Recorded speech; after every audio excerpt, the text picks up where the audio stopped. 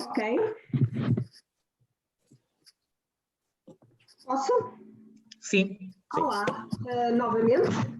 Então agora vamos falar um pouco sobre o que é que vocês, uma vez licenciados, podem seguir ou ao nível da indústria ou ao nível das câmaras, das autarquias, do Estado, dos institutos de conservação da natureza, etc., fazer, ou, sobretudo, ao nível da investigação, e vamos falar um bocadinho da experiência de investigação que nós temos e onde vocês daqui a 3 anos podem estar integrados como investigadores, alunos de mestrado e alunos de doutoramento.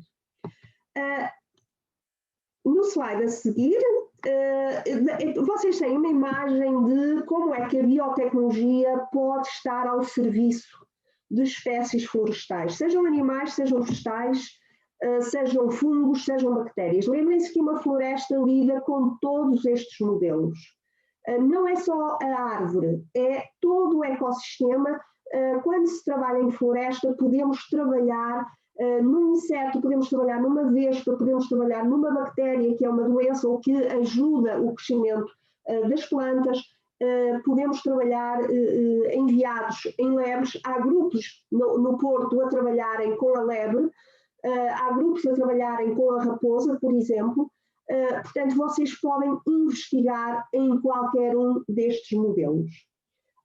E a grande pergunta é o que é que a biotecnologia pode fazer? A biotecnologia é qualquer tecnologia que, usando ferramentas, conhecimentos, modelos biológicos e conhecimentos de biologia, seja do gene ao ecossistema, trabalha esses recursos para providenciar à sociedade um melhoramento, seja de serviços, seja de produtos.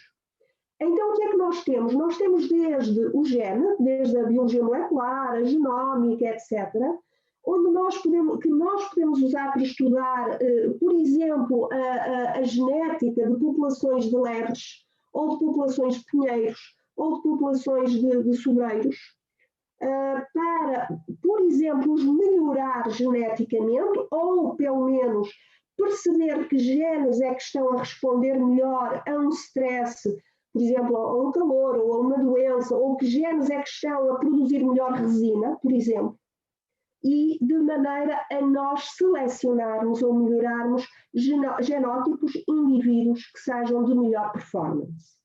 Obviamente, esta engenharia genética, esta biotecnologia, nós podemos depois, não sei se conseguem ver o rato, clonar os melhores indivíduos, fazer cultura de tecidos. Vamos depois colocá-los em campo. Obviamente temos que ver a fisiologia deles, acompanhar como é que eles se desenvolvem, crescem, se a performance deles, a produção está de acordo com o que nós queremos, e eu vou-vos dar alguns exemplos que foram solicitações da empresa, até termos esta biotecnologia já revista ou transposta para campo. O slide a seguir são 2 trabalhos de clonagem que foram encomendados por 2 empresas, 2 multinacionais, ao nosso laboratório. Uma era, eles tinham um pinheiro que produzia muita resina e queriam que nós clonássemos esse pinheiro por micropropagação e embriogénese somática.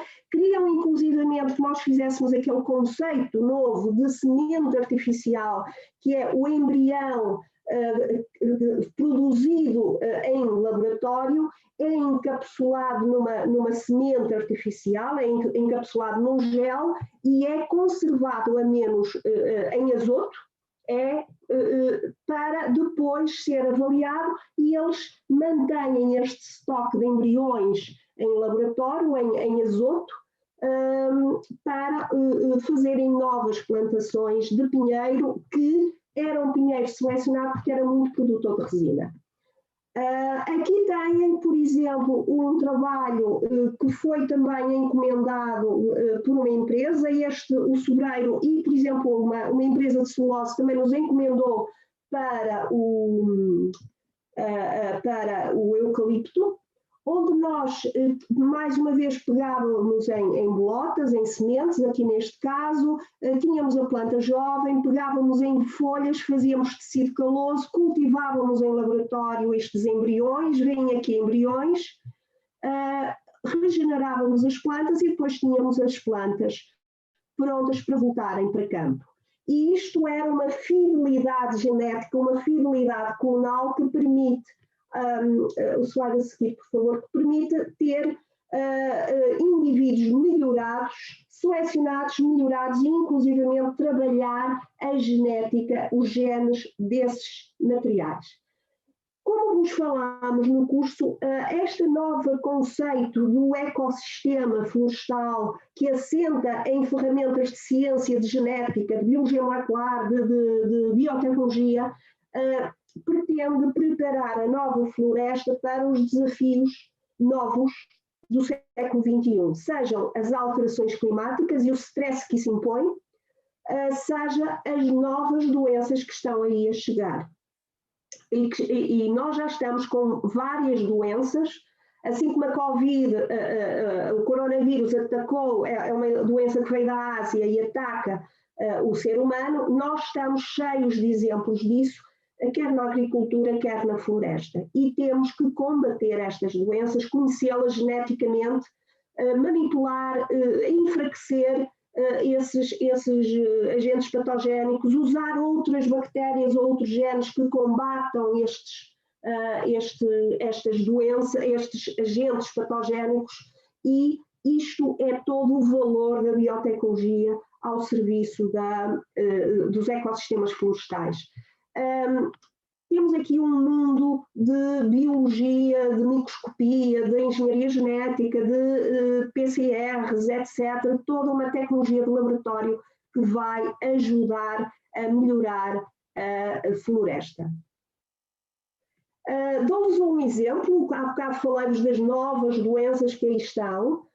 Estes são dois exemplos. Um é de uma bactéria que é patogénica para a nogueira, portanto, causa doenças na nogueira e enfraquece a produção. E um colega nosso o que fez foi colher esta bactéria, é uma Xanthomonas, em todo o país, e ele caracterizou o genoma desta bactéria e consegue definir perfis epidemiológicos desta bactéria. Isto pode ser aplicado a bactérias, a fungos, a nemátodes, a insetos, a tudo. Isto é o poder das plataformas de genómica ao serviço da saúde da floresta. Aqui temos o mesmo exemplo, é um fungo, uma armilária, que é patogénica do sobreiro e que nós também fomos caracterizar as várias espécies e perceber que espécies deste fungo é que existem no território português. E tudo isto é extremamente importante para perceber as doenças na floresta portuguesa. Passo a palavra aos meus colegas, então. Nós, neste slide, o que tentamos demonstrar é que muitos destes desafios necessitam efetivamente, ou a sua resposta só consegue ser eficiente se nós viermos a recorrer de novas tecnologias. Na apresentação da licenciatura, o professor João já tinha falado na detecção remota. Reparem até pela escala dos desafios. Portugal é um país relativamente pequeno, o nosso potencial é o que já identificamos, mas mesmo à escala do país, a detecção remota, por vezes, é enfim, a tecnologia mais eficiente para nós conseguirmos compreender, estudar, monitorizar e dar resposta aos problemas, mas também aos potenciais que o território nos dá.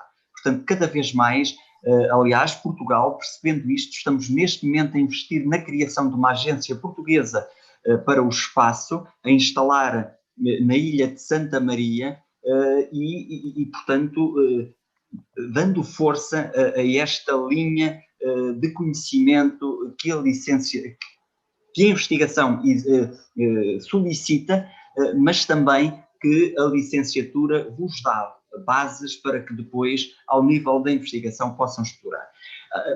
Na parte da indústria, digamos, a parte mais dura, mas também igualmente relevante. Reparem, aqui na região norte nós temos, muito próximo do Porto, ali na zona de Passos de Ferreira e de Paredes, uma zona de produção de móveis, e não é indiferente a escolha do tipo de madeira que nós estamos a utilizar para o mobiliário que temos em casa. Portanto, a necessidade de utilizar as mais recentes tecnologias para também, ao nível da indústria, podermos conseguir ser eficientes. A silvicultura, a cinegética e a conservação dos ecossistemas e, acima de tudo, a gestão florestal. É, se calhar, aqui a maior lacuna que ocorre neste momento em Portugal.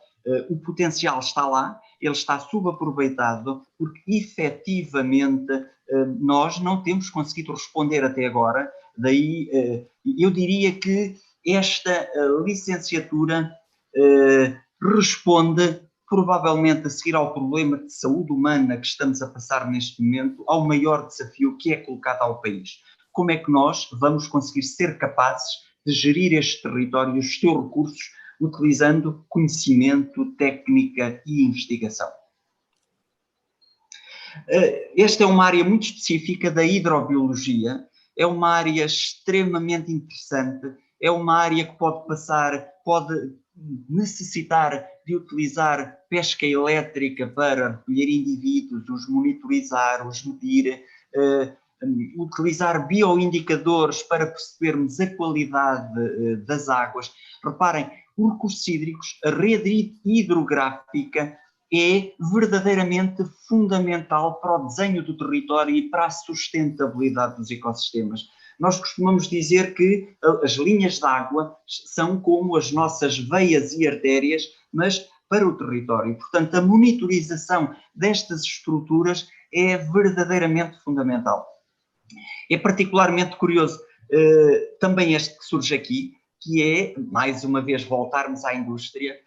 Reparem, o que nós temos do nosso lado direito são chapas, como nós fazemos quando partimos um braço, uma perna, e precisamos de monitorizar como é que vamos a recuperar. Nós aqui estamos a tentar identificar processos de crescimento da madeira, e estudos de dendrocronologia são das linhas de investigação mais curiosas, mais fantásticas que temos conhecimento. Por exemplo, na compreensão de fenómenos que foram ocorrendo, muita da história daquilo que se passou na evolução da humanidade pode ser e é registado ao nível da madeira, ou, por exemplo, imaginem em contextos urbanos, os níveis de poluição podem ser estudados e retratados por aquilo que o lenho conseguiu registrar. Portanto, dendrocronologia. Incêndios florestais, fogos florestais.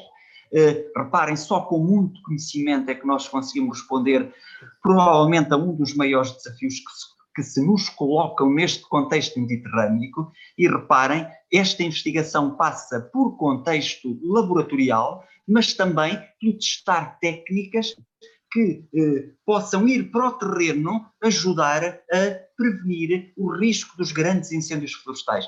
Reparem que, ao nível de toda a Europa, nós estamos a ficar com uma pirâmide etária que é preocupante. Estamos a começar a preocupar-nos cada vez mais em Portugal com a desertificação humana, e então uma das dúvidas que se colocam é como é que nós conseguimos gerir estes territórios, a detecção, por exemplo, dar-nos informação mesmo quando não estamos lá, mas diminuindo a necessidade de termos, percebendo nós que temos que lidar com este contexto de não termos pessoas no território. Portanto, por exemplo, as técnicas de fogo controlado, mas percebendo o impacto que tem sobre os ecossistemas. O que é que acontece ao nível da biodiversidade que existe lá e na capacidade de recuperação destes ecossistemas. Portanto, linhas de investigação verdadeiramente estratégicas para Portugal e, diríamos nós, à escala mundial. Bom, continuando no tema dos fogos, é claramente outra arena onde a detecção remota e a observação remota da Terra dá cartas, porque de facto permite a recolha de informação extremamente relevante sobre o território, que permite, por exemplo, apoiar o mapeamento de áreas de maior risco de ocorrência de incêndio e de ocorrência de incêndios com elevada intensidade ou severidade. Permite também, por exemplo, mapear a distribuição do combustível, permite identificar em cada momento qual é que é o estado, a propensão que aquele combustível tem para ser consumido pelo fogo, e é particularmente importante essa monitorização durante aquilo que se costuma chamar a época dos incêndios, coincide com o verão, como sabem, ou tradicionalmente coincide com o verão em Portugal. A detecção remota por satélites, por drones, permite também, por exemplo, avaliar o que acontece numa área depois de ser afetada por um incêndio, como é que se dá a recuperação, como é que nós podemos gerir essa recuperação, quais são as implicações da recuperação para a acumulação de novo combustível que pode dar origem a novos incêndios, por vezes até de maior dimensão. E, portanto, compatibilizar ou integrar aquilo que é a informação obtida em laboratório e em condições controladas, com aquilo que é a capacidade de nós observarmos com uma grande frequência temporal as condições do terreno e as condições da paisagem florestal, é obviamente fornece aqui oportunidades muito interessantes de gestão deste risco, que tanto tem afetado o mundo rural português e que é claramente um dos grandes desafios que está em cima da mesa e que exige claramente este capital de conhecimento e a sua aplicação pelas entidades competentes. Mas há todo um conjunto de outros domínios associados à floresta, onde a observação da terra através de satélites ou de drones nos pode apoiar na gestão de ameaças e de problemas sobre os quais já falamos, aliás, na primeira apresentação.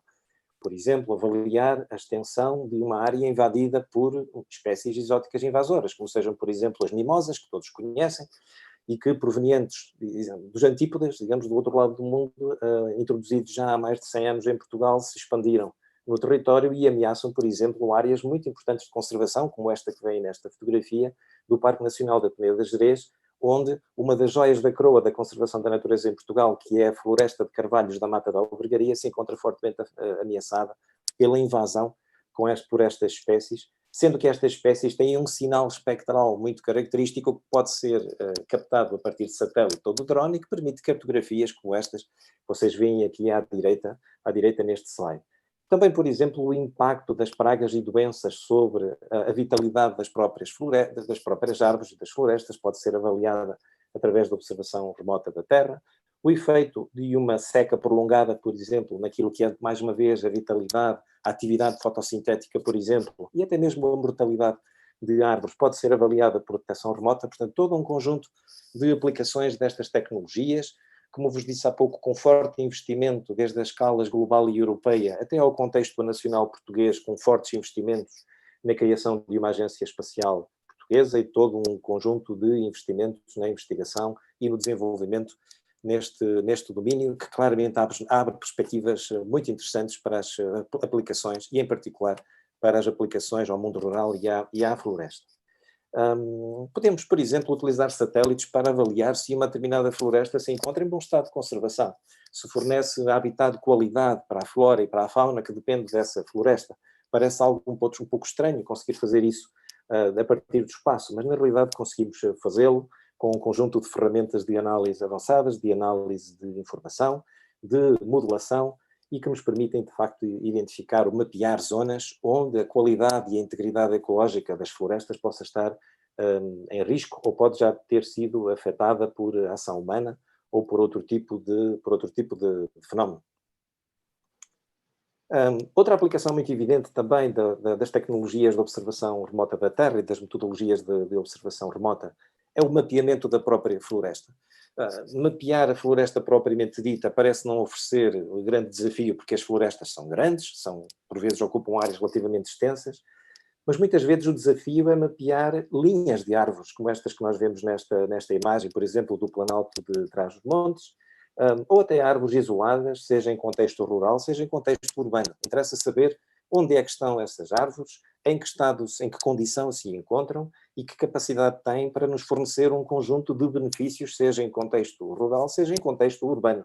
E, portanto, onde é que elas estão? Pois os satélites e os drones fornecem uma oportunidade única para produzir este tipo de respostas em tempo quase real e, acima de tudo, com uma elevada frequência temporal. Podemos fazer uma cartografia hoje, outra na próxima semana e, portanto, estamos perfeitamente capacitados para ir monitorizando a evolução da floresta e da condição das árvores e dos ecossistemas florestais. Muitos têm falado no contexto da sustentabilidade e do papel das florestas na sustentabilidade, sobre aquilo que são os serviços ambientais prestados pela floresta e pela biodiversidade. Hoje em dia chamam-se serviços de ecossistema ou contribuições da natureza para o nosso bem-estar. Há todo um conjunto de benefícios que a floresta nos fornece e que ultrapassam largamente aquilo que tem sido a sua função convencionalmente primária, que é a produção de material lenhoso, e com benefícios esses dos quais depende o nosso bem-estar, a nossa segurança, a gestão de riscos, o facto de termos ar para respirar, termos água potável para consumir, de podermos regular as cheias ou os períodos de seca ou até mesmo o risco de incêndio. Todos estes benefícios dependem de um conjunto de processos ecológicos e de aspectos do funcionamento do ecossistema florestal que podem ser avaliados no terreno, através de sensores, ou monitorizados à distância a partir do espaço ou a partir do ar, através de satélites e de drones, permitindo com isso a avaliação do potencial de fornecimento desses serviços e, portanto, abrindo portas para a sua valorização, inclusivamente do ponto de vista económico. Finalmente, apenas uma curiosidade para terminar, nós conseguimos neste momento integrar as observações remotas obtidas a partir de satélite com os vossos tweets no Facebook ou com outro tipo de preferências que vocês expressam nas redes sociais.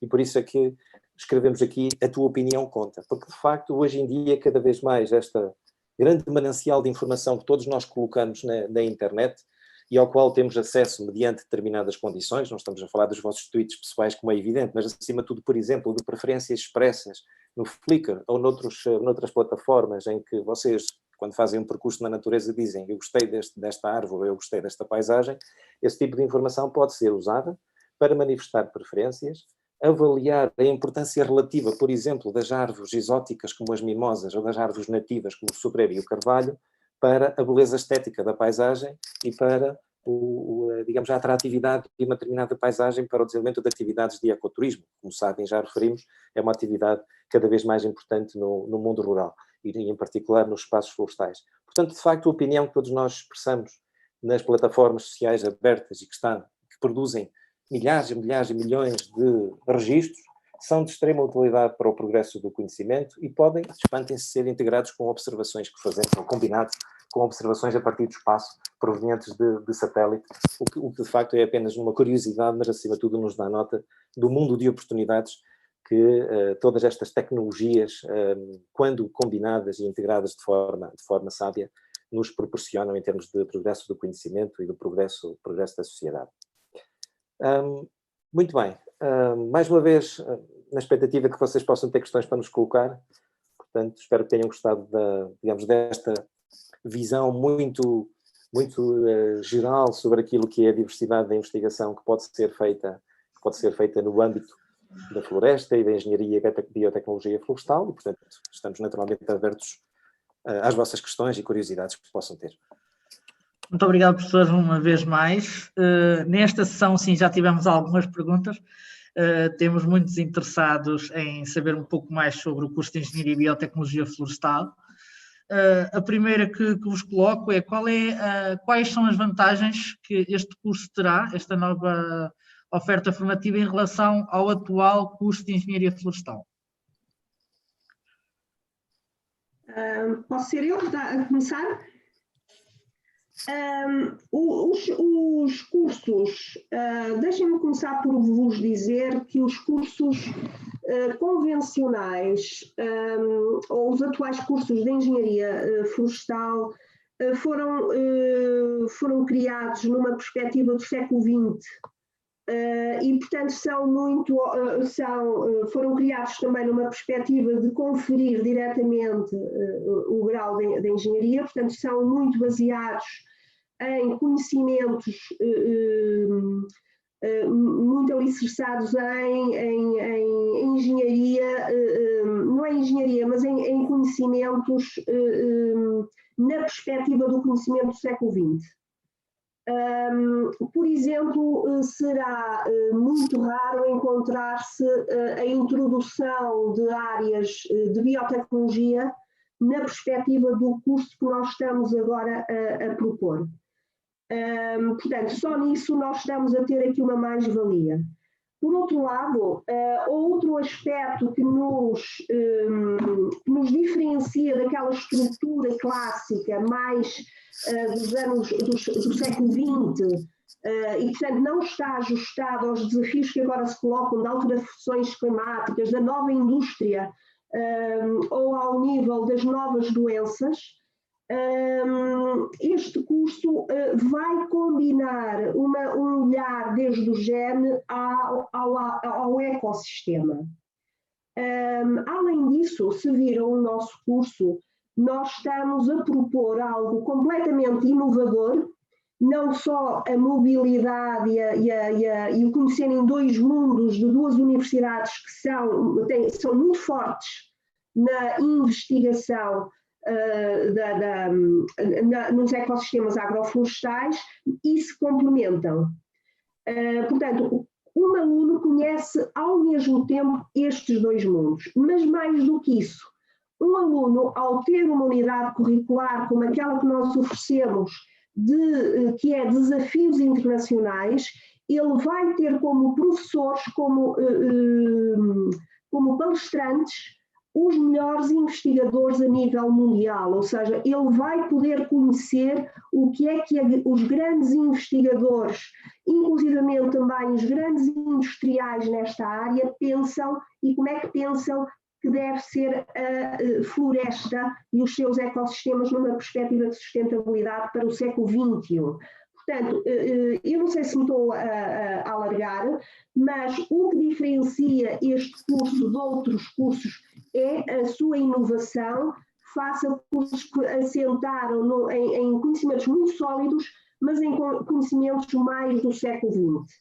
Nós estamos a assentar este conhecimento, este curso, nos conhecimentos das ómicas, das biotecnologias e do novo olhar ao nível da robótica, da detecção remota, etc., no conhecimento do século XXI para uma floresta do século XXI. E para isso estamos a usar muita multidisciplinaridade, fomos buscar nas melhores universidades do país as competências a cada uma delas, a engenharia na UTAD e a biotecnologia e as ómicas e a conservação da natureza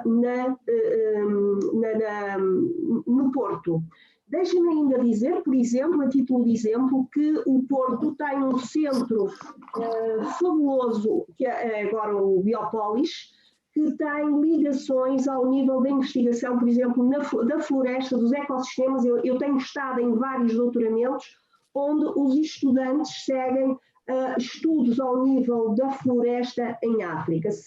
E desde ecossistemas onde trabalham com grandes mamíferos, onde trabalham com floresta e onde trabalham até, por exemplo, com crocodilos. E isto só é possível numa estrutura como o Porto e agora ligado ao TAD têm, que é propiciar esta investigação, quer com os melhores da investigação a nível mundial, canadianos, suecos, etc., quer usar recursos como a África para os alunos poderem fazer os seus doutoramentos. Eu não sei se querem complementar. Eu ia só chamar a atenção para um aspecto. Há aqui outra grande diferença, que é o aluno tem capacidade de escolha. Ou seja, se olharem com detalhe para a estrutura curricular, ela é particularmente inspiradora porque permite efetivamente que no fim eu, aluno, consiga explorar o perfil daquilo com que me identifico mais ou que considero que possa ser mais útil no meu percurso profissional. O terceiro ano é um ano particularmente, para mim, marcante, porque efetivamente vai exigir que o aluno que entra para esta licenciatura seja um aluno adulto, consciente e, em caso de necessidade, cá estaremos para o apoiar, enfim, para lhe dar acolhimento e para o conduzir, mas essa autonomia, essa capacidade, essa possibilidade, porque isso não acontece muitas vezes, de construir a sua licenciatura, para mim é particularmente inspiradora. Claro que ela começa logo desde o início, não é? É da reunião, é da reunião de sinergias que nós conseguimos ser efetivamente mais fortes. Esta capacidade de criar pontes, de criar diálogos, de partilhar experiências, é logo também um caráter inovador nesta nova licenciatura, comparativamente às existentes, às mais convencionais. E se eu posso ainda acrescentar, é bom clarificar, qualquer curso de engenharia florestal, hoje em dia não confere o título de engenheiro. Portanto, tem de ter 5, ou seja, terão de fazer um mestrado. O que quer dizer que qualquer aluno, e por exemplo este curso passou, foi consultada a Ordem dos Engenheiros, qualquer aluno que saia deste curso e queira ser engenheiro, pode perfeitamente depois fazer os 2 anos que faltam numa das engenharias, e estamos a pensar até em mestrados conjuntos, etc. Qualquer aluno que acabe este curso e diga, não, eu quero seguir uma investigação mais de laboratório, de ómicas, de engenharia genética, etc., ou de investigação na conservação, pode também seguir o mestrado e o doutoramento depois nesta linha. Portanto, a multiplicidade de opções de ofertas que este curso oferece é outra das grandes vantagens face aos cursos mais clássicos e mais fechados. Muito obrigado, professores. Acredito que tenham ficado esclarecidas estas questões. Entretanto, também conseguiram, de certo modo, responder a uma que nos chegou, demonstrando uma vez mais a formação vasta que este curso pode conferir a um licenciado em Engenharia e Biotecnologia Florestal. Pedia só muito sucintamente que nos indicassem, isto para a Isabel Machado, que nos pergunta quais as provas de acesso para este novo curso. Vocês ou eu? Pode ser da Conceição. As provas domingos. Sim, mantemos, reparem, pelo facto de querermos que a Ordem dos Engenheiros reconheçam esta licenciatura, aqui não inovamos porque não podíamos. O enquadramento legal obriga-nos a que a matemática tenha que ser obrigatória, mas pode ser a matemática e a biologia, a matemática e a fisicoquímica portanto, pelo facto da Ordem dos Engenheiros condicionar o reconhecimento posterior à prova de entrada, enfim, percebam que inovamos muito, mas só podemos inovar dentro de um enquadramento legal e dentro daquilo que nos é permitido, está bem? Muito obrigada. Acredito que também a matemática não seja problema e que consigam entrar neste novo curso de oferta formativa da Faculdade de Ciências em colaboração com a UTAD, um curso que podemos ver por esta pequena apresentação que nos vai ajudar muito na grande problemática que Portugal atravessa, que é a gestão do património florestal e também aquela problemática que todos os anos nos afeta, que são os incêndios florestais. Portanto, esperemos que ao longo destes próximos anos consigamos formar muitos bons engenheiros florestais com uma forte componente de biotecnologia. Muito obrigado, professores, e pela vossa participação. Obrigada a nós. Obrigado a nós. Obrigado.